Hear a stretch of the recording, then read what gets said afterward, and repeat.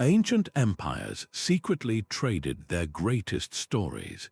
The gods of Egypt once walked the halls of Rome, and the heroes of Greece battled in Persian courts. This was not mere coincidence, but the result of a profound cultural exchange that shaped our world. You will learn how these shared myths of divine kings and heroes built bridges of power and identity across vast distances. We will uncover the hidden mechanisms that allowed a Mesopotamian epic to influence Greek poetry and an Egyptian pharaoh's divine status to be copied by foreign rulers. What single idea do you think could travel so easily between competing empires? The salty air of a busy port carries more than the scent of exotic goods. Amid the shouts of merchants and the creak of ships, stories are the most valuable cargo. A sailor from Mycenae recounts the storm god's wrath to a captivated audience from Hattusa. A trader from Ugarit explains a local hero's descent into the underworld to an Egyptian scribe. This was the real marketplace of ideas, where myths were bartered alongside spices and silks. But this exchange was never a simple act of copying. It was a complex, living process of translation, adaptation, and reinterpretation. Scholars call this cultural borrowing, a phenomenon driven by the very arteries of the ancient world: trade routes, diplomatic missions, and the movement of armies. When a story traveled, it had to be remade. It was filtered through the local beliefs of its new home, shaped by the political needs of a foreign king, and molded by the artistic sensibilities of a different culture. The core of the tale might remain, but its meaning transformed, becoming something both comfortingly familiar and thrillingly new. This was how a shared symbolic language developed across the Mediterranean and Near East. A hero defeating a chaos monster could be understood in Egypt, Mesopotamia, and Greece, even if the names and specific details changed. This common language did more than entertain; it built bridges. It allowed empires to communicate on a profound level, to find common ground in their understanding of the world's order, and even to forge political alliances based on a mutually recognized divine authority. The fluidity of these ancient cultural boundaries, where stories flowed as freely as gold, challenges our modern notions of rigid national identities. To see how this worked in practice, we must now follow the journey of a single, powerful idea, the divine king, as it sailed from the Nile to the Aegean. The caravan's journey was measured not only in miles but in stories told. Along the dusty arteries of the Silk Road, merchants did more than exchange silk and spices. They bartered in the most durable commodity of all, narrative. A Babylonian merchant resting at a caravanserai under a canopy of stars might recount the epic of the great king Gilgamesh and his quest for immortality. A Greek traveler listening intently would later weave the themes of friendship, loss, and the defiance of death into his own people's songs, echoes we can hear in the Iliad and the Odyssey. These traders were the unsung mythographers of the ancient world. They were not scholars in libraries but practical people of the road, and around their campfires, the foundational stories of civilizations were quietly shared and transformed. No one mastered this narrative trade better than the Phoenicians. As the supreme mariners of their age, their ships cut through the Mediterranean waves, carrying not just precious Tyrian purple dye and cedar wood, but the vibrant tales of their god Baal, who battles the sea god Yam and the goddess Astarte. In every port from Cyprus to Carthage, and even to the shores of Greece, these stories disembarked. Local poets and scribes would encounter these foreign deities and heroic cycles, recognizing a powerful theme or a compelling plot, and then carefully adapt it. They would dress the foreign god in local attire, give him a familiar name, and place his adventures in a known landscape. This is how a deity's core attribute, like a storm god's control over weather, could be recognized thousands of miles from its origin, even if his name changed from Baal to Zeus. The ancient marketplace, therefore, functioned as the first university of comparative mythology. It was a bustling, open-air forum where the epic poetry of one culture could be weighed, valued, and ultimately purchased by another, not with coin, but with a story of equal power offered in return. This reveals a profound truth that economics and epic were not separate realms. The flow of goods and the flow of myth were two currents in the very same river, each enabling the other, building a shared world of imagination long before the concept of a global village ever existed. But stories did not travel only on the backs of merchants. A far more deliberate and powerful force was also at work, one that operated in the hushed halls of royal palaces. Royal marriages were far more than personal unions, they were mergers of mythologies. When an Egyptian pharaoh wed a Hittite princess, her arrival was a cultural event. She did not come alone. She brought with her an entire court in miniature, priests who knew the proper hymns to her gods, artisans who could carve the symbols of her homeland, and storytellers who held the sacred narratives that proved her family was chosen by the divine. For the marriage to achieve its political purpose, this foreign mythology had to be carefully woven into the existing tapestry of court ideology. The pharaoh's claim to be the son of Ra now had to accommodate, or even absorb, the Hittite storm god Teshub, from whom his new bride claimed her own authority. This was a delicate, necessary dance of syncretism, where gods were introduced as aspects of one another or married to local deities, creating a new, blended divine family that supported the newly allied royal house. The same principle applied to the exchange of royal gifts. A Hittite king might send a magnificent cult statue of his protector deity to the Egyptian court. This was not merely a beautiful object, it was a piece of his own spiritual and political legitimacy, physically transplanted into another empire's heart. The receiving court would then be faced with a profound question: how do we house this foreign power? Do we build a small shrine? Do we identify this god with one of our own? In doing so, they were effectively grafting a branch of another culture's divine framework onto their own. A powerful example emerges from the aftermath of the Battle of Kadesh, that great stalemate between the Egyptians and Hittites. The peace treaty that followed was cemented not just with words on clay or silver, but with a royal marriage and a flood of such gifts. This led to a remarkable period where Hittite artistic motifs and divine symbols began appearing in Egyptian contexts, and Egyptian deities gained recognition in Hittite lands. The state-sanctioned exchange of divine king myths was the highest priority.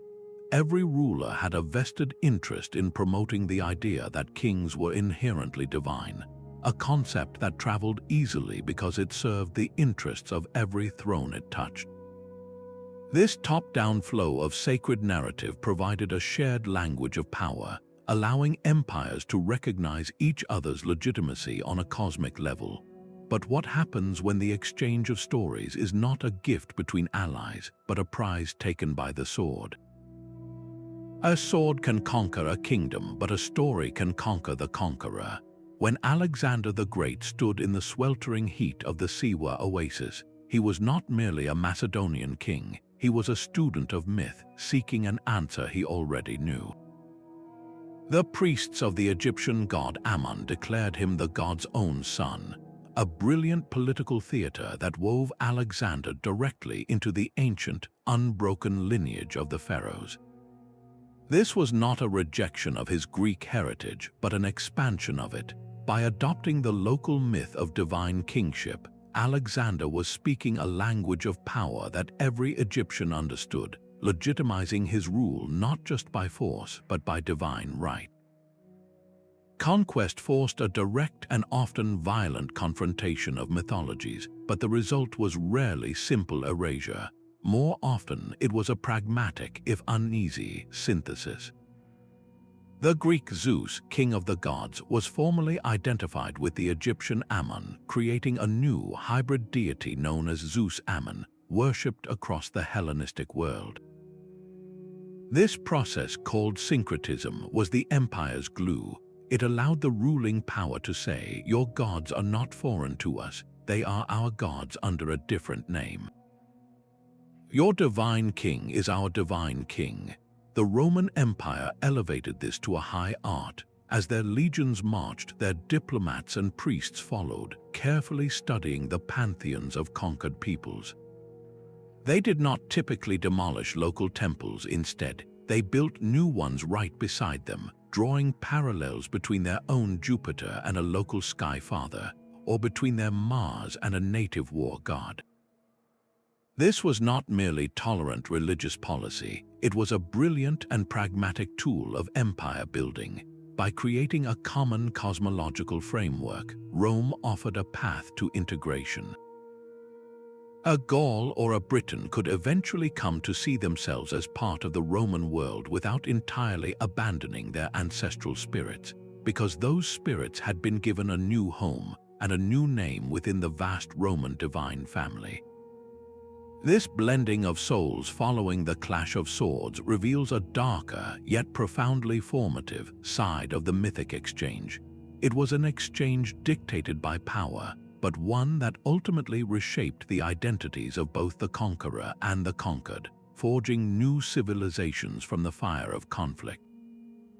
This blueprint of the divine king was a political technology of immense power, but its true strength lay in its remarkable flexibility. A pharaoh in Egypt was the god Horus in human form, his authority absolute and unbroken. Yet when this concept traveled east to the plains of China, it was masterfully adapted into the mandate of heaven. Here, the emperor was not a god himself, but the chosen representative of a celestial order, a crucial distinction that reflected local philosophical traditions. His right to rule was conditional upon his virtue and the prosperity of his people. If he failed, the mandate could be withdrawn, signaled by natural disasters and social unrest. This was the same core idea of divinely sanctioned power, but tailored to fit a different cultural fabric. The Mesopotamian version also had its own unique flavor. Kings like Sargon of Akkad or Hammurabi did not typically claim to be gods, but they portrayed themselves as the gods' beloved agents, their chosen shepherds. The famous Code of Hammurabi shows the king receiving the laws directly from the sun god Shamash, a powerful visual claim of divine endorsement. This shared archetype created a strange and powerful kinship between empires that were often political rivals. An Egyptian envoy in a Hittite court would fundamentally understand the Hittite king's claim to divine favor, even if the specific rituals differed. This was a ready-made template for legitimizing power, a cross-cultural political language that every new dynasty could learn to speak. It answered a deep-seated human need to connect the chaos of secular rule to a stable, higher order. And it is within this framework of shared power that we can trace the journey of the ancient world's most transnational hero, a figure whose story was so compelling that it refused to be confined by any single border.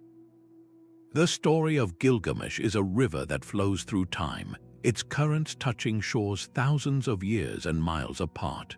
On ancient clay tablets from the city of Uruk, we meet a king, part god and part man, whose raw power and arrogance know no bounds. His is a story of profound friendship forged with the wild man in Kiddu, and of devastating grief when that friend is taken by the gods. This epic, one of humanity's oldest surviving narratives, refused to remain in Mesopotamia. The figure of Gilgamesh became a true wanderer, a hero whose core struggles were recognized, adopted, and transformed by cultures that never knew the original scribes. The deep fraternal bond between Gilgamesh and Enkidu, their shared quests and ultimate tragedy, echoes unmistakably in the later Greek tale of Achilles and his beloved companion Patroclus. Both stories explore the same devastating theme: how the death of a soulmate can shatter a hero's invincibility, turning rage into a force of both destruction and introspection. But the epic's travels did not stop there. Perhaps its most famous segment, the story of a massive, divinely sent flood, rippled across the ancient world. A man is warned by a god to build a boat and save his family and the animals from a great deluge meant to punish humanity. This narrative appears not only in the Epic of Gilgamesh with the character Utnapishtim, but also in the earlier Mesopotamian Epic of Atrahasis, in the Hebrew Bible with Noah, and later in Greek lore with Deucalion. The core plot is remarkably consistent, yet its meaning shifts with each new telling. For the Mesopotamians, the flood could reflect the unpredictable wrath of their gods and the fragile nature of human existence. For the Hebrew scribes, the story was reframed to emphasize a covenant with a single, all-powerful God and the concept of moral judgment. Gilgamesh himself was constantly reinvented. In some traditions, he became a judge in the underworld, in others, a giant or a demon. His journey from a specific king of Uruk to a universal symbol was made possible by the fluid nature of myth. Each culture that encountered his tale saw something of itself in his struggle against mortality, his quest for meaning, and his lament for a lost friend. They took this powerful framework and repurposed it, dressing the hero in their own theological and philosophical clothing. The legacy of Gilgamesh proves that the most human of stories, those dealing with love, loss, and our place in the cosmos, are the ones that travel farthest. They become shared property, archetypes that help us understand our own condition, no matter where we are from. Perhaps no other hero wore as many masks as Heracles. His famous 12 labors, a brutal penance for a crime of madness, made him a legend far beyond the rocky shores of Greece. As Greek merchants and colonists planted their cities across the Mediterranean, they brought this powerful hero with them, a symbol of their own strength and resilience in a foreign land. But the story of Heracles is not one of simple export. It is a masterclass in cultural rebranding. When the Greeks arrived in the powerful trading centers of Phoenicia, they encountered the great city god Melkart, whose name literally means king of the city. Melkart was a god of colonization, of sea voyages, and of the fundamental cycle of death and rebirth, celebrated each year with a ritual fire. To the Greeks, this powerful deity seemed strangely familiar. They saw in him their own Heracles, a figure of immense strength who also journeyed to the underworld and achieved a form of immortality. So they did the natural thing. They declared they were the same person. Heracles Melkart became a single, fused entity, a divine figure who could bridge the gap between Greek settlers and the local Phoenician population, easing trade and political integration. This was not a case of one culture dominating another, but of a mutually beneficial merger of mythologies. The Romans, in turn, looked north and saw a different version of the hero, one they called Hercules. They embraced his story with astonishing enthusiasm, but they subtly reshaped its meaning to fit their own national character. While the Greek Heracles was often a turbulent, emotionally driven force of nature, the Roman Hercules was increasingly portrayed as a model of virtus, of manly courage and tireless effort in the service of others. His cult was not just a story, it was a state-sponsored religion with a major altar in Rome's cattle market where merchants would offer sacrifices for successful ventures. The hero's journey did not stop there. The ever-inquisitive Greek historian Herodotus traveled to Egypt and reported something that shocked his countrymen. He claimed that Heracles was, in fact, an ancient Egyptian god, whom he identified with Khonsu, a youthful lunar deity associated with healing and exorcism, or other warrior figures. While this might seem a stretch to us, it reveals a profound ancient truth. Herodotus was trying to make sense of a world where a hero's core attributes, strength, a connection to conquest, and a struggle with chaos, were so universal that they seemed to belong to everyone.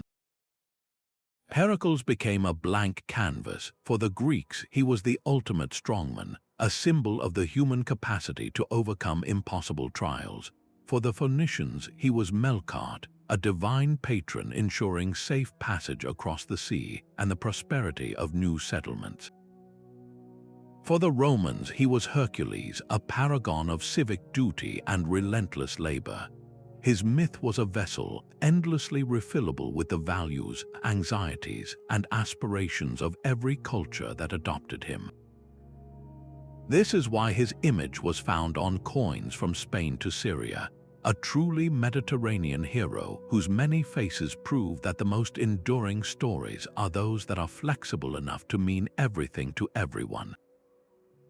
The scribe's hand moved carefully across the damp clay, not just copying words but navigating worlds. In cities like Ugarit, a vibrant port where a dozen languages filled the air, translation was the invisible engine of mythic exchange.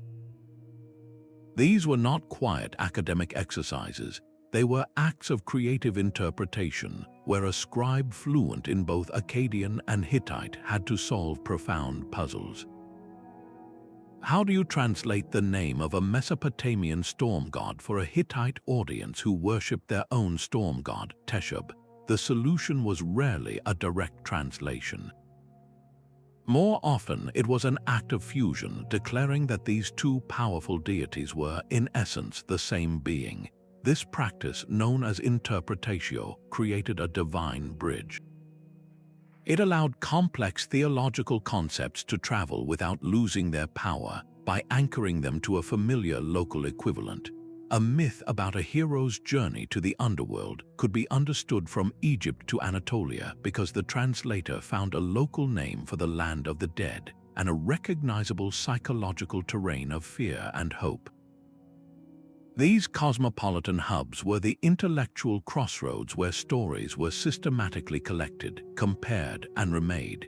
The greatest of these repositories was the Royal Library of Ashurbanipal in Nineveh. This was not merely a collection of texts, it was a deliberate empire-wide gathering of knowledge. Scribes and scholars were sent to copy the sacred stories and epic poems of conquered and allied peoples from Babylon to Syria. In one room, you might find the Epic of Gilgamesh in its original Akkadian, while in another, a scholar was composing a commentary that compared its flood story to other regional deluge myths. This was mythology as statecraft. By understanding the divine narratives of all the peoples within his empire, Ashurbanipal was not just preserving culture, he was mastering a shared language of power. He could present himself in terms that resonated with every subject, a king whose legitimacy was written in the stars and confirmed by every god his people recognized. Centuries later, the city of Alexandria and its legendary library became the ultimate symbol of this scholarly synthesis.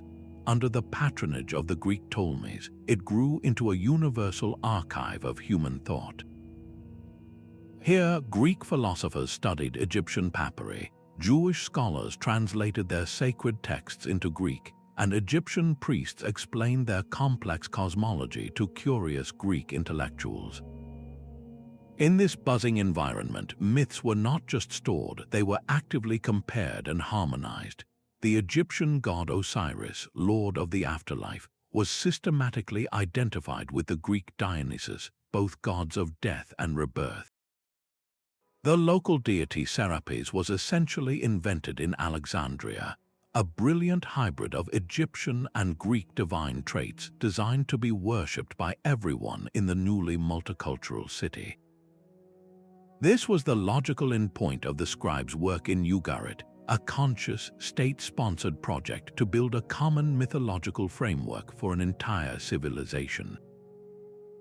It proves that the exchange of divine kings and heroes was not always a slow, organic process of trade and conquest. Sometimes it was a deliberate intellectual project, driven by a literate elite who understood that shared stories were the strongest foundation for a shared world. A traveler in a foreign city could look upon a temple frieze and understand its story without a single word. In the silent stone, a hero wrestled a lion, a goddess held a sheaf of wheat, a king received a crown from a god. These were not just decorations, they were a universal language, a visual shorthand for the shared myths flowing between empires. The same powerful image of a deity conquering a serpentine monster of chaos appears again and again, from the Babylonian reliefs showing Marduk battling the dragon Tiamat, to the Greek temples depicting Apollo slaying the serpent Python at Delphi, all the way to the Vedic hymns of India praising the god Indra for defeating the coiled serpent Vritra. This was not mere coincidence. It was a recurring visual argument for the triumph of cosmic order over chaos, a message that resonated from the Tigris to the Tiber. Ruler after ruler learned to harness this symbolic power. When Alexander the Great minted his coins, he chose the instantly recognizable face of Heracles, the ultimate strongman, wearing the lion skin. To a Greek soldier, this was a hero. To an Egyptian, it might recall a local god of strength, and to a Phoenician merchant, it was their own Melkart. With one image, Alexander communicated his heroic strength, his divine favor, and his connection to a vast, interconnected world, all without saying a word. This visual borrowing was a two-way street. Roman conquerors, enthralled by the ancient majesty of Egypt, transported entire obelisks across the Mediterranean to stand in their circuses and forums. They incorporated the enigmatic Sphinx, a creature with the body of a lion and the head of a human, into their own mosaics and garden sculptures. These were not just war trophies. They were powerful, tangible claims to a legacy far older than Rome itself. By placing an Egyptian Sphinx in a Roman villa, a noble was not just displaying wealth, he was visually aligning himself with the timeless wisdom and divine authority of the pharaohs. This shared visual vocabulary created a continuous, non-verbal dialogue across generations. A Roman artist carving a Mithras slaying the bull might never have seen a Persian original, but the pose, the power, the very essence of the scene had traveled through centuries of trade and conquest, carried on seals, amulets, and the memories of countless artisans. The consistency of these motifs, the hero, the monster, the divine gift, points to something deeper than cultural exchange. It suggests a shared human psyche giving form to our most fundamental struggles, our fear of chaos, and our hope for a protecting power. Art made the abstract tangible. It turned a philosophical idea about order into a gripping scene you could see with your own eyes, a story you could understand in any language. And just as art gave myths a body, the stories themselves gave people a shared identity, a sense of belonging to something greater than a single city or tribe. The silent language of art gave myths a body, but the stories themselves gave rise to the very architecture of thought. Beneath the surface of these traded tales of gods and heroes flowed a deeper, more profound current, the exchange of entire philosophies and theologies. A shared myth about the underworld could open a door, allowing complex ideas about the soul's journey to pass from one civilization to another. Consider the enigmatic figure of Pythagoras, the Greek philosopher known for his theorem. Ancient sources consistently claim he traveled extensively in Egypt and Babylon, and when he returned, he brought back more than mathematical knowledge. His famous teaching of the soul's transmigration, the idea that after death a soul is reborn into a new body, bears a striking and likely intentional resemblance to concepts of reincarnation found in both Egyptian thought and the emerging philosophies of the East. This was not simple plagiarism, it was the spark of a new intellectual synthesis. The mythic framework provided a common vocabulary, a set of recognizable symbols and narratives that made such abstract philosophical concepts intelligible and compelling to a new audience.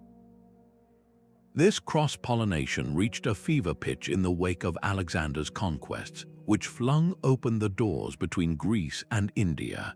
For centuries after, a vibrant intellectual corridor existed, and the parallels that emerged are astonishing. The Stoic ideal of the sage, a person who achieves inner peace by accepting the rational order of the universe and living in harmony with it, finds a powerful echo in the Buddhist concept of the enlightened being who has transcended suffering through a similar understanding of cosmic law. Is it possible that travelers' tales or traded manuscripts carried the faint echoes of one tradition to the other, where they found fertile ground in a shared human yearning for tranquility? This intellectual ferment culminated in belief systems that were fundamentally syncretic, woven from many different threads. Gnosticism, which flowered in the late antique world, is a perfect example. It was a tapestry interwoven with Jewish mysticism, Christian salvation narratives, Greek Platonic philosophy about a higher reality, and Persian dualistic myths about a cosmic struggle between light and darkness. It used the characters and plots from all these traditions to construct a complex answer to the most profound question of all: how can the human soul, a spark of the divine, find its way back to its source from a flawed material world? The shared myths of the divine king and the wandering hero had laid the groundwork, creating a common symbolic language. This language then became the foundation upon which these deeper intellectual structures were built and debated across empires. In this light, mythology was far more than a collection of entertaining stories. It was the ancient world's cutting-edge theoretical science and its most daring philosophy, a collaborative project spanning continents to answer the eternal questions of who we are and why we are here. Yet for all the bridges they built, these shared myths could also draw impassable lines in the sand. The ancient marketplace of ideas was not a place of universal agreement, but often a battleground where worldviews clashed. When the powerful empires of Babylon and Persia spread their pantheons across the Near East, they encountered a people whose core story was one of radical refusal. The Hebrew Bible's unwavering monotheism stood in stark opposition to the polytheistic symphony around it. Its pages are filled with narratives of resistance, where the acceptance of a foreign god is framed as the ultimate betrayal. The prophet Elijah's dramatic confrontation with the priests of Baal on Mount Carmel is not just a religious contest, it is a mythic war for the soul of a people, a public test to prove which divine king truly holds power. Later, in the courts of Babylon, the story of Daniel in the lion's den becomes a powerful legend about civic disobedience. Daniel's crime was his refusal to pray to the king, his rejection of the state-sanctioned myth that elevated a human ruler to divine status. His survival is told as a divine vindication of his exclusive loyalty, a narrative that reinforced a separate identity under immense imperial pressure. This resistance highlights a profound truth that myths were the very bedrock of identity. To accept a foreign story was not a simple literary act, it was a spiritual and political surrender. The Roman Empire, a master of mythological synthesis, eventually ran into its own immutable wall. The early Christians and Jews were persecuted not for worshipping another god, but for their outright refusal to acknowledge the divine authority of the emperor, which was the central binding myth of the entire Roman state. Their rejection of the imperial cult was seen as a direct threat to the social and cosmic order, an act of atheism against the shared civic religion that held the empire together. This tension was the necessary counterweight to cultural exchange. For every story that was willingly adopted and adapted, there was another that was defiantly rejected. This struggle between assimilation and resistance reveals that the flow of myths was never inevitable. It was a constant negotiation, a choice made by communities about which stories were worth embracing and which were worth dying for, proving that our deepest beliefs are often defined just as powerfully by what we refuse as by what we accept. A shared myth was a form of ancient currency, one that could build cities from the ground up. The most direct economic engine was the pilgrimage. A city that housed a famous shrine to a widely revered hero or god could transform into a bustling destination, drawing a constant stream of travelers from across the known world. These pilgrims did not arrive with empty hands. They needed food, lodging, and transportation. They purchased votive offerings, small statues or plaques, from local artisans to leave at the temple as gifts for the deity. This created a self-sustaining economy of faith, where belief directly funded the local community. The oracle at Delphi in Greece stands as the ultimate example. Because all Greek city-states, from warring Athens and Sparta to distant colonies, shared a belief in Apollo's prophetic power, Delphi became a neutral and incredibly wealthy pan-Hellenic institution. City-states vied for its favor with lavish gifts and built magnificent treasuries to store their offerings, effectively turning the sacred site into a bank and a diplomatic hub whose economic and political influence was beyond calculation. This model scaled to an international level with the cult of the Egyptian goddess Isis. In the Roman era, her worship became a massive spiritual franchise. Temples dedicated to Isis, the sorceress who resurrected her husband Osiris, could be found from Roman London to the shores of the Black Sea. Each temple was not an isolated chapel, but a node in a vast network. It required a permanent priesthood, attracted regular worshippers, and hosted elaborate annual festivals. The economic activity this generated, from the trade in ritual objects to the movement of initiates and priests between temples, created a reliable flow of capital and goods across the entire Roman Empire, all under the banner of a single shared story. But the economic value of a shared pantheon went far beyond pilgrimage. Standardized myths greased the wheels of everyday commerce by building a crucial foundation of trust. Imagine two merchants, one from Corinth and one from Carthage, meeting in a neutral port. They might not speak the same language fluently, but if they both recognized the same god of commerce, the Greek Hermes or the Roman Mercury, they had a starting point. They shared a common ethical and ritual framework. An oath sworn to Hermes before a deal was not an empty gesture. It was a binding contract underwritten by a mutually recognized divine power who punished oath breakers. This shared understanding reduced the risk of doing business with strangers. In this light, the interconnected pantheon of the ancient world functioned like an early form of international business law. It provided a common set of symbols, expectations, and consequences that made complex economic exchanges possible across vast cultural divides.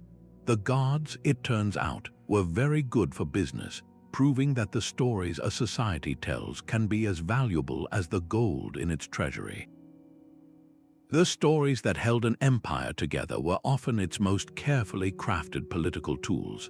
A sprawling, multi-ethnic realm could not be governed by force alone. It required a shared story, a grand narrative that gave every subject, from the capital city to the farthest province, a reason to pledge their loyalty. The Achaemenid Persian Empire, stretching from the Nile to the Indus, mastered this art.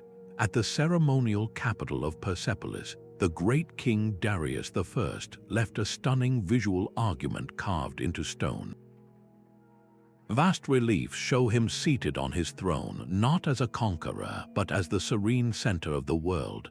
Delegations from every corner of the empire approach him, each group in their distinct national dress, bringing tribute. They are not depicted as slaves, but as willing participants in a divinely supported order, and hovering above the entire scene is the figure of the Zoroastrian god Ahura Mazda, his winged disc a symbol of a heavenly mandate that encompassed Persian, Elamite, and Babylonian deities alike. This was not the erasure of local gods, but their brilliant incorporation into a hierarchy with the Persian king and his supreme god at its peak. The message was clear: your gods are honored here, but they serve a greater imperial purpose. The Romans executed a similar and even more audacious act of narrative theft. Lacking the ancient pedigree of the Greeks they had conquered, they looked to the enemy's own greatest stories for legitimacy. They adopted the myth of Aeneas, a minor Trojan prince from Homer's Iliad, and rewrote him as the founder of their people. The poet Virgil's Aeneid became the ultimate national epic, a piece of state-sponsored propaganda that connected Rome's origins directly to the glorious world of Homeric legend. Aeneas was reimagined as a hero of piety and duty, who fled the burning Troy carrying his elderly father on his back, destined to travel west and plant the seeds of what would become the Roman Empire.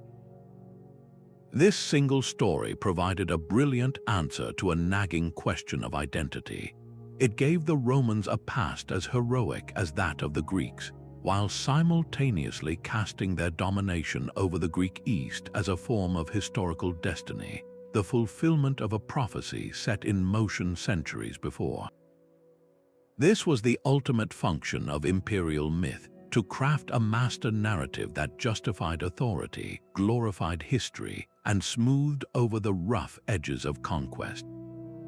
Local cults and heroes were rarely banned. Instead, they were subtly subsumed. A local Gallic war god might be officially identified with Mars, his stories woven into the larger tapestry of Roman martial virtue.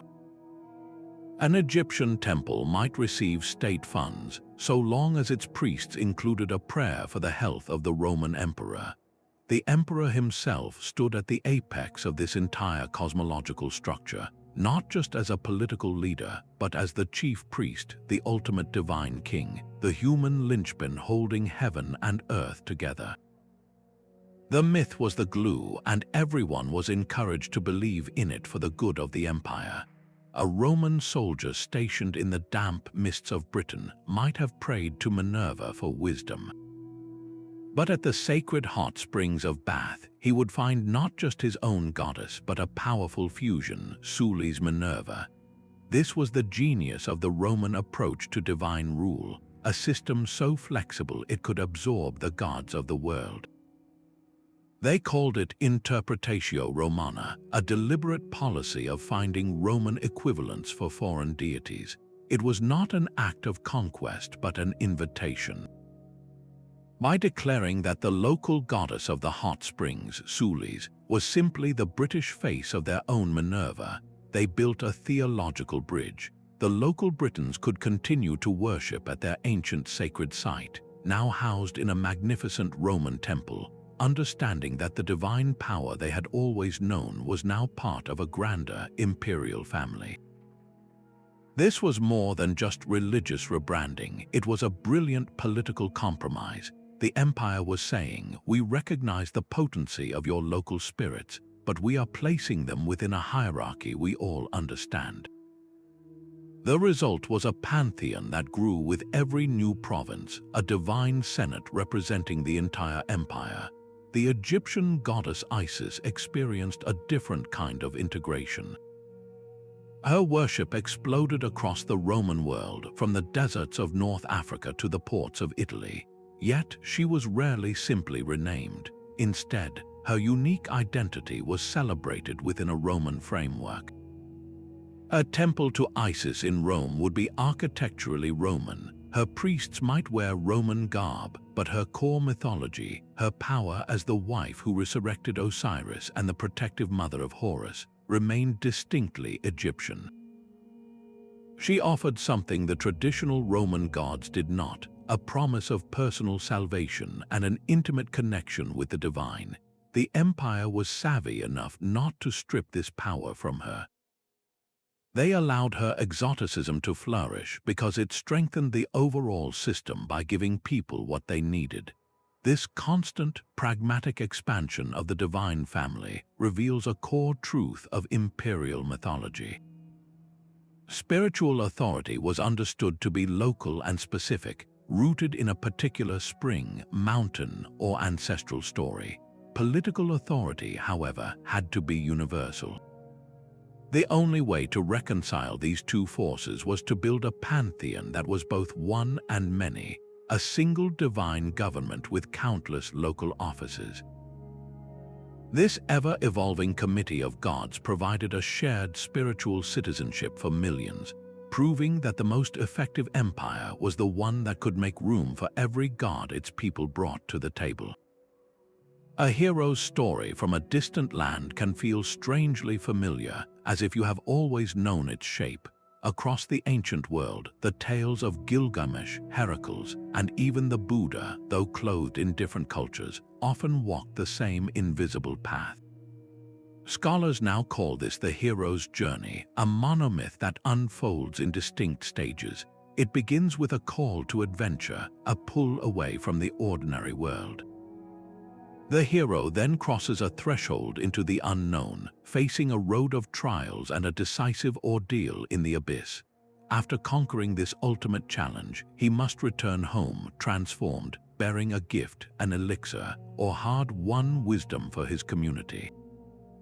This narrative template is not a modern invention.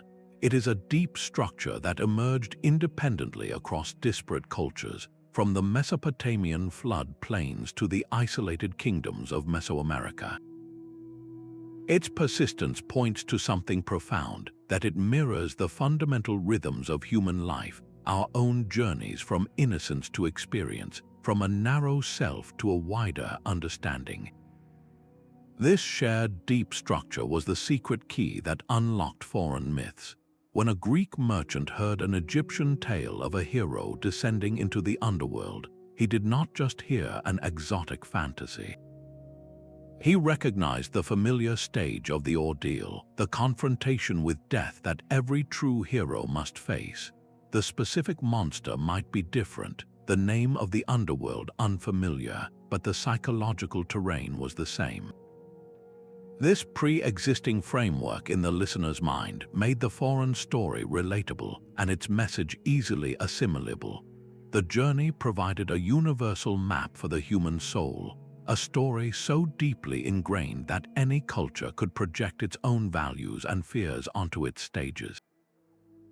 A call to adventure could be a divine command in one land and a personal crisis in another. The ultimate boon could be immortality, spiritual enlightenment, or simply a better way to plow a field. This is why the exchange of heroic myths was so fluid.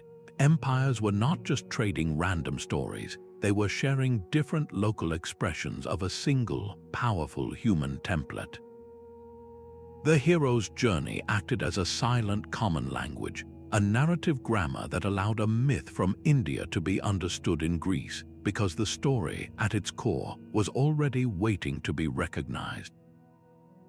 Virgil did not simply borrow from Homer, he was conducting a conversation with the ghost of Greek epic. His Aeneid is a brilliant act of literary re-engineering, taking the familiar framework of the wandering hero from the Odyssey and the tragic rage of war from the Iliad, and forging them into a new, distinctly Roman purpose. Aeneas is a hero defined not by personal glory, but by piety and duty to the state.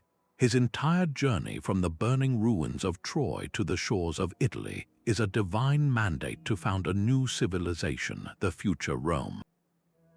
This was more than poetry, it was political and cultural myth-making of the highest order, giving the Romans an epic origin story that could stand shoulder to shoulder with the revered legends of the Greeks they had conquered.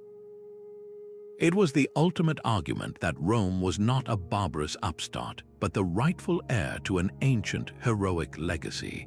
A generation later, Ovid's Metamorphoses took a different approach, compiling a sprawling history of the world through tales of transformation. While its cast is predominantly Greco-Roman, the very fabric of the poem feels cosmopolitan. The Great Flood story echoes Mesopotamian and Hebrew precursors, and the travels of gods like Isis show a clear awareness of Egyptian lore. Ovid was writing for a Roman audience that now ruled a vast, interconnected world, and his work reflects that reality, presenting myth not as a single national tradition, but as a fluid, global tapestry. This literary cross-pollination was not confined to the Mediterranean. Even the sacred texts of the Hebrew Bible, when examined critically, reveal themselves as participants in this ancient dialogue. The creation story in Genesis, with its division of cosmic waters, shares a conceptual landscape with the Babylonian Enuma Elish. The figure of a righteous man like Job, tested by divine forces, finds parallels in older Mesopotamian wisdom literature. This is not to diminish their unique theological power, but to place them in their true historical context, a world where scribes and prophets were keenly aware of the competing narratives of their powerful neighbors. They were defining their own identity in part by what they accepted from the surrounding mythic milieu, and in part by what they powerfully rejected. These great literary works were not created in isolation. They were the refined products of a world constantly talking to itself, where poets and scribes drew from a deep, shared well of narrative archetypes, character types, and plot structures. The epic poem itself became the highest form of this artistic synthesis, a vessel capable of holding and harmonizing diverse traditions into a single, powerful national story. The same ancient archetypes that once unified empires now fill our cinemas and bookshelves. Modern fantasy is a living museum of this shared mythic inheritance. J.R.R. Tolkien, a scholar of ancient languages, did not invent his world from nothing. He deliberately wove threads from Norse sagas, Anglo-Saxon poetry, and Finnish epic into the very fabric of Middle-earth. His wizard Gandalf, the wise guide who returns from a mortal struggle transformed, echoes the archetype of the dying and rising god found in cultures from the Mediterranean to the Near East.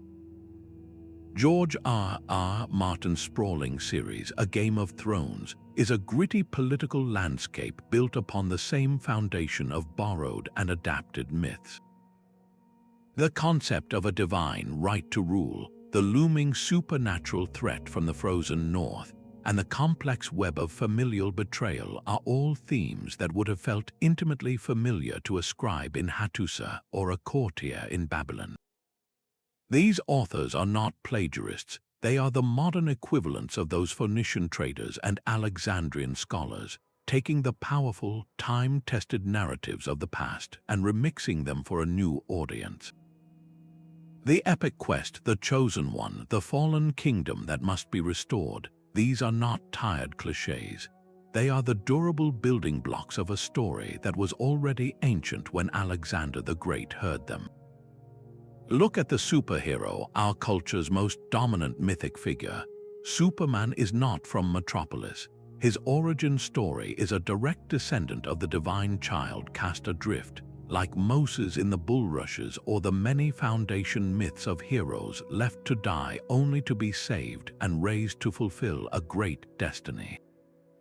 He is a demigod in a cape, using his otherworldly power to enact a moral code, just as Heracles used his strength to complete labors for the good of humanity. Wonder Woman is an Amazon princess, drawing her lineage straight from the pages of Greek mythology, a warrior demigod navigating the world of mortals. Their battles against cosmic threats and personal villains are simply the latest incarnation of the eternal struggle between order and chaos, a story first carved into Mesopotamian cylinder seals. When we watch a film about a hero's journey or read a novel about a hidden king, we are not just being entertained, we are participating in the final stage of that ancient exchange. The symbols and plots that once helped pharaohs legitimize their rule and allowed Greek city-states to find common ground are now the universal language of global pop culture. They resonate because they are part of a deep collective inheritance. The anxieties about power, the yearning for a righteous leader, and the fundamental battle against darkness that preoccupied the ancients are still our anxieties, our yearnings, our battles. We have simply traded clay tablets for streaming services, proving that the stories empires once shared are truly immortal. A cliff face in Iran speaks in 3 distinct tongues. The Behistun inscription, carved high on a limestone mountain, proclaims the victories of King Darius I in Old Persian, Elamite, and Babylonian. This was not just a royal announcement, it was imperial propaganda designed for a multilingual empire, ensuring the story of the king's divine right to rule was understood by every subject, no matter their language. It is physical, undeniable proof of a state consciously crafting a single narrative for a diverse population. Further west, along the banks of the Euphrates River, the sand-buried city of Dura-Europos offers an even more vivid snapshot.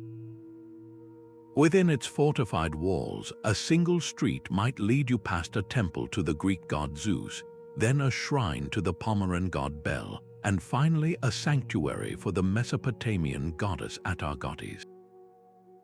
This was not a city of segregated beliefs, but a bustling marketplace of faith where different divine kings and heroic pantheons coexisted and interacted daily.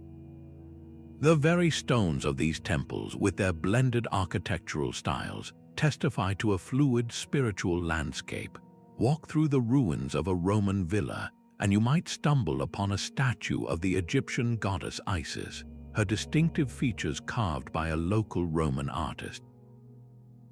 Unearth a hoard of Roman coins and find the face of the Egyptian Serapis or the Persian Mithras stamped alongside Roman emperors.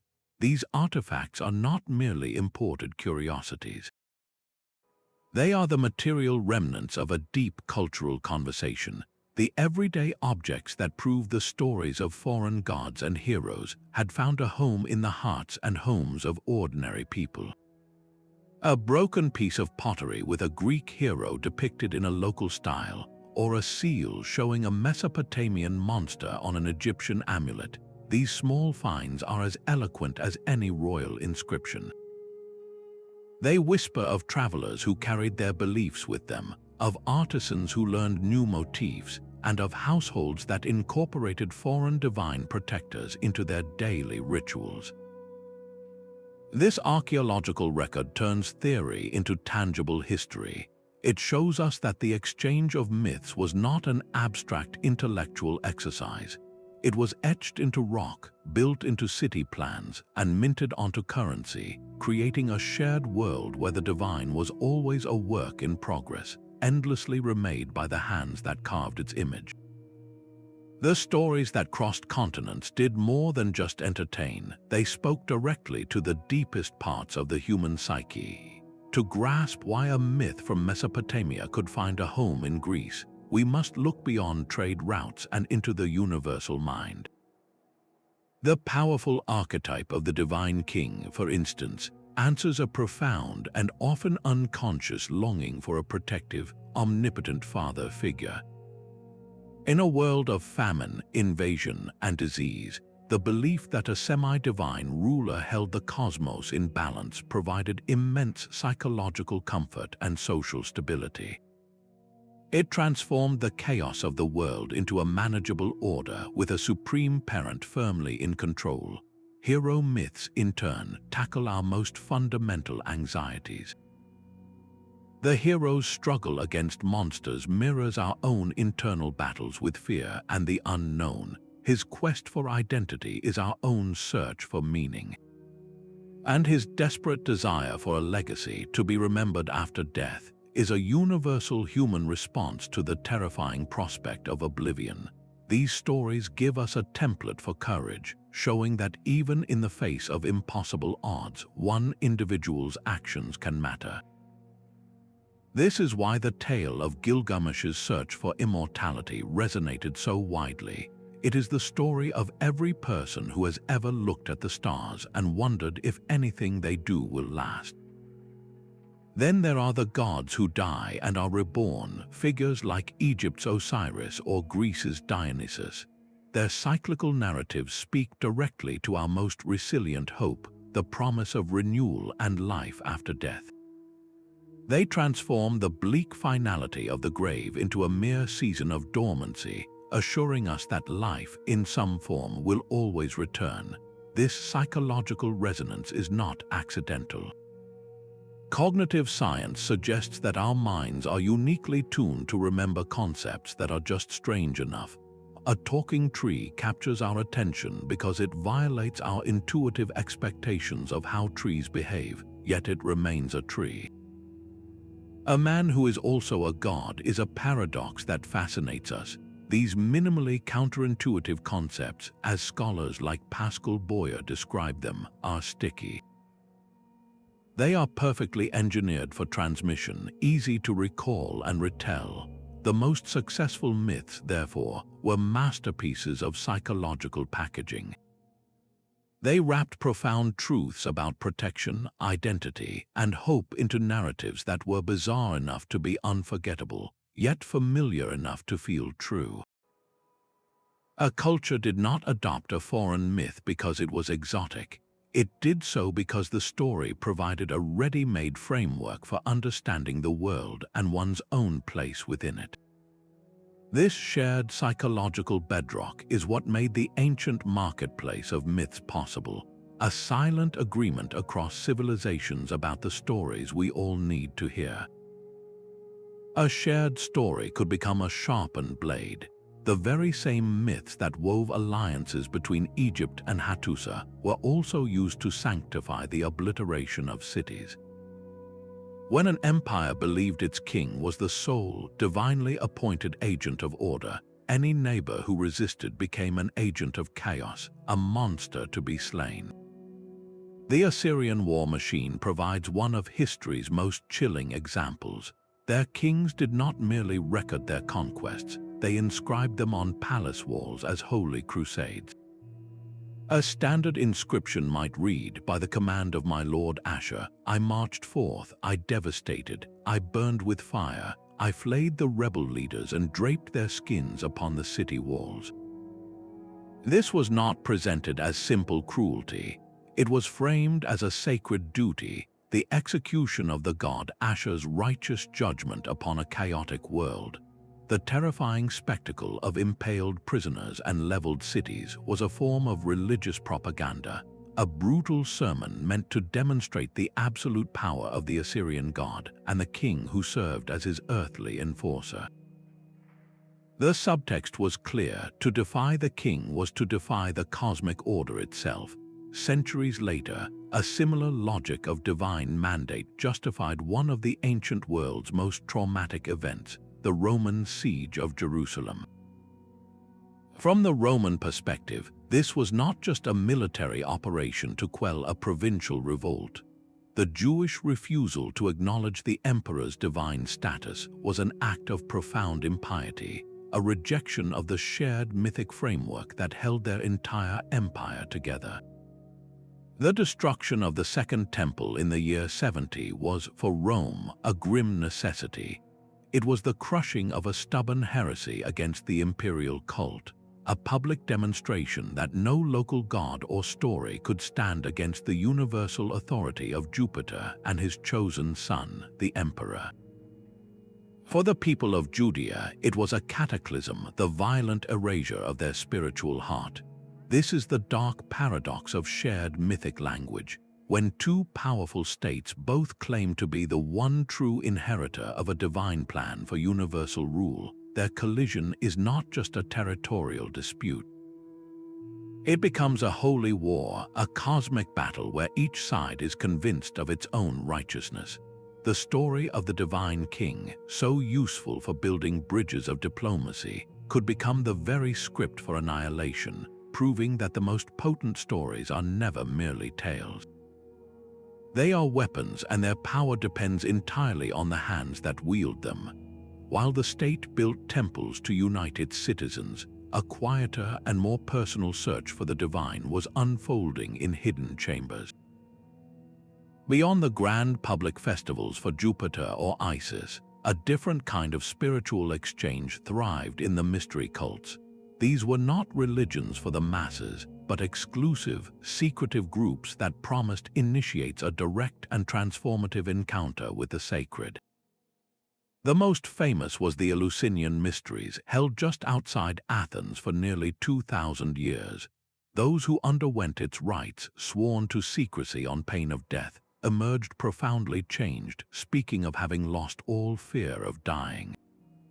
What was this powerful experience? It centered on the myth of the goddess Demeter and her search for her abducted daughter, Persephone, a story of grief, descent into the underworld, and ultimately cyclical return. By ritually reenacting this core myth, initiates did not just hear a story, they lived it, achieving a personal, emotional identification with the goddess's journey and her promise of rebirth. This model proved incredibly portable. The cult of the Great Mother, Cybele, imported from Anatolia, swept through the Roman world with its ecstatic drumming and rites. The Persian god Mithras, whose worship was carried by Roman legions from the deserts of Syria to the rainy frontiers of Britain, offered a particularly potent syncretism. In the dim, cave-like Mithria tucked beneath city streets, soldiers gathered before an iconic image of their hero god, Mithras, in the act of slaying a cosmic bull. This single scene was a masterpiece of mythological fusion. Mithras himself was a Zoroastrian figure of contract and loyalty. The bull-slaying motif echoed older Anatolian and Babylonian myths, and the elaborate astrological symbolism woven throughout the cult spoke a universal language of the stars understood from Mesopotamia to Rome. For a soldier far from home, this secretive, all-male fraternity provided a powerful sense of belonging and a personal path to salvation that the official state cult could not match. The success of these mystery religions reveals a crucial layer of the ancient mythic exchange. This was not a top-down flow dictated by emperors and treaties, but a grassroots, bottom-up movement driven by individual yearning.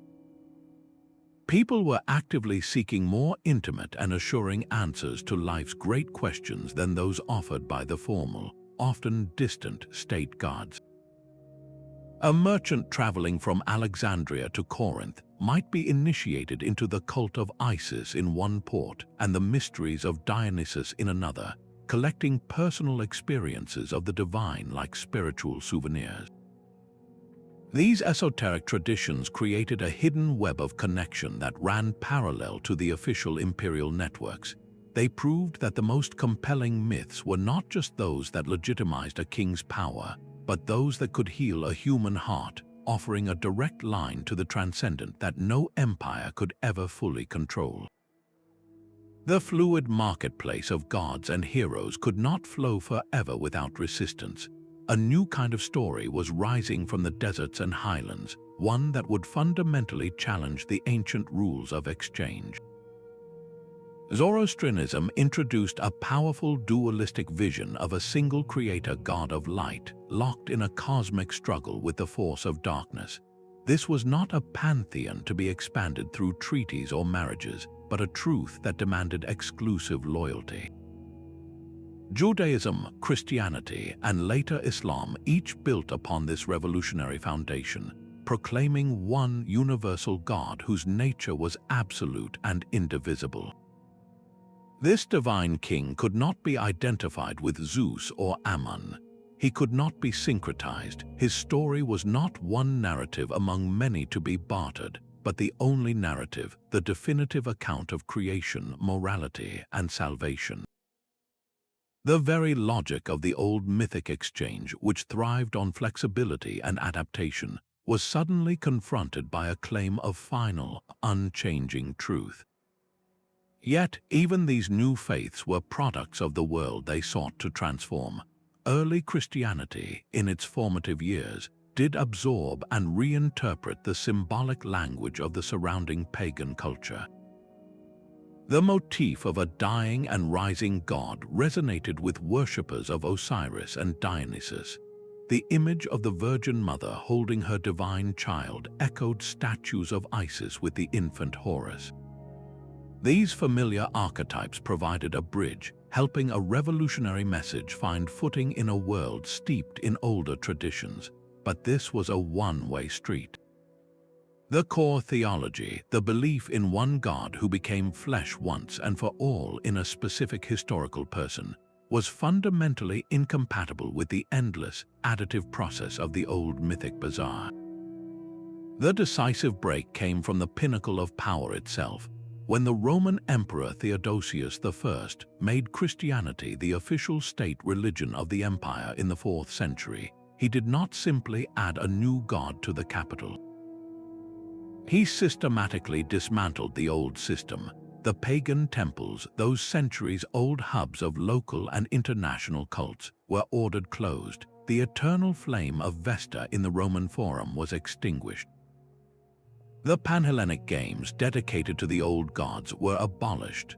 The state, which had once funded the worship of 1,000 gods to build a common imperial identity, now threw its immense authority behind enforcing a single, orthodox narrative.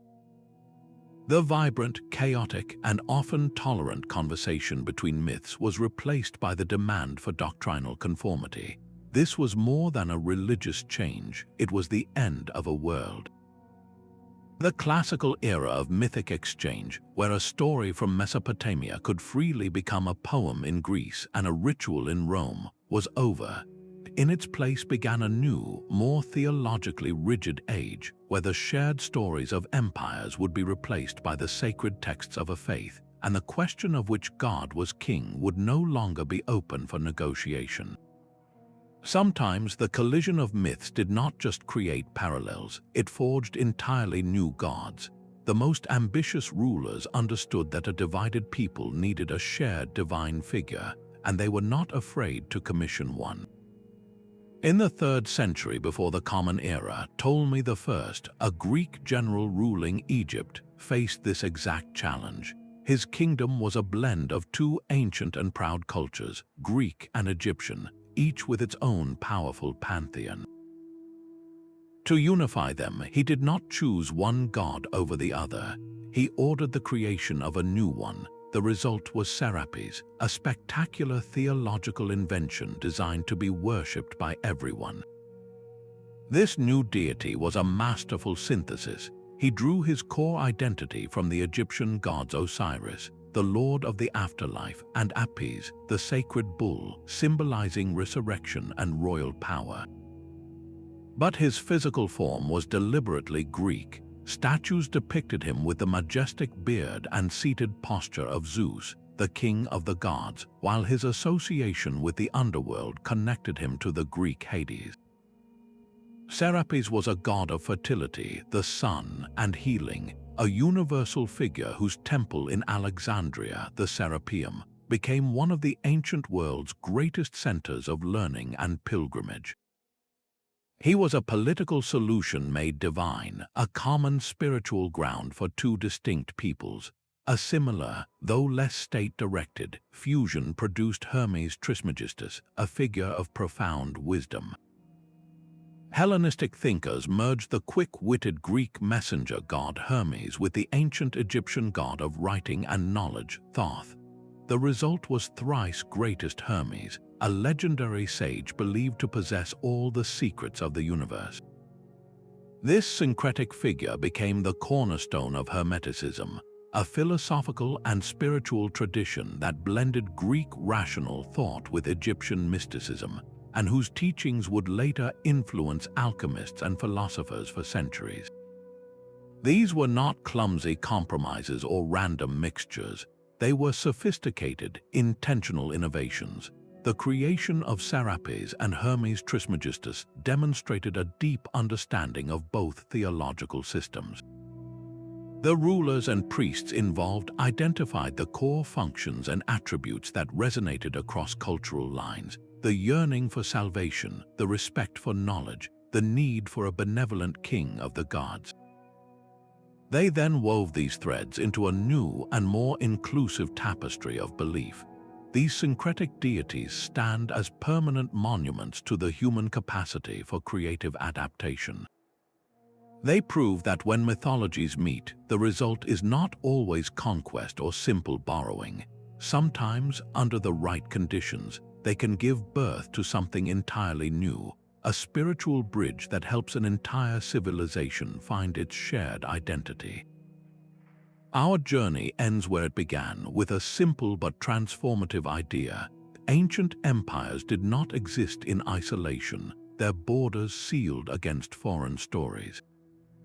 Instead, they were woven together by a vibrant, invisible web of shared narratives.